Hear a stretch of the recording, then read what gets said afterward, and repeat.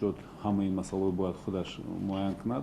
вазири адлияи тоҷикистон аз посух додан ба суолҳои марбут ба ошӯб дар зиндони рақами 3 Хуҷанд худдорӣ кард. Тафтишот идома дорад, он ба анҷом нарасидааст. мо ҳам ҳоло ягон гузориши дақиқ аз мақомоти тафтишотӣ надорем.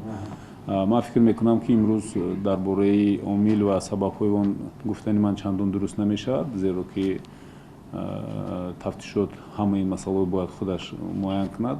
ман фикр мекунам баъд аз ба итмом расидани санҷиши тафтишот ин масъалаҳо ошкор мешаванд аз ҷониби мақомоти прокуратура ки ин чизро пеш бурдааст. шаби 7 ба 8 ноябри соли 2018 дар зиндони рақами 3 Хуҷанд маҳбусҳо ошӯб бардоштанд.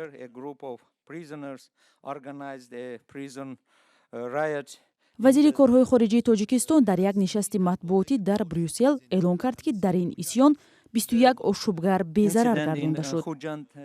қаблан манобеи ғайрирасмӣ теъдоди кушташудаҳоро аз ин зиёдтар мегуфтанд ва ҳангоми баррасиҳо чун сабаб ба вазъи сангини зиндонҳо ишорат мешуд. бар тибқи як таҳлили эътилофи зидди шиканҷа дар 6 соли охир 200 нафар аз шиканҷаву бадрафторӣ дар зиндонҳо ба ҳомиёни ҳуқуқ шикоят карданд. ин мушкил ҳатто аз минбарҳои баланди Созмони Милали Муттаҳид ҳам садо дод.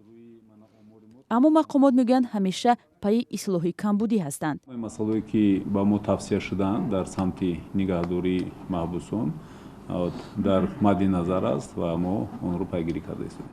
вазири адлия зимни нишасти хабарӣ ҳамчунин дар бораи фаъол шудани 2 муассисаи ислоҳӣ хабар дод. огоҳӣ доред, мана дар самти шаҳри Ваҳдат мо як муассисаи нав сохта истодем ва дар назар аст ки соли ҷорӣ як қисмати ин муассиса аллакай ба кор шурӯъ мекунад. мо дорем як нақша ки як муассисаи дигарро дар ноҳияи Рудакӣ кунем, сохтмонашро оғоз кунем. ҳозир масъалаҳои таррезии он идома дорад. дар тоҷикистон феълан 18 муассисаи ислоҳӣ вуҷуд дорад ки дар онҳо 12 000 нафар муҳлати ҷазои худро адо мекунанд.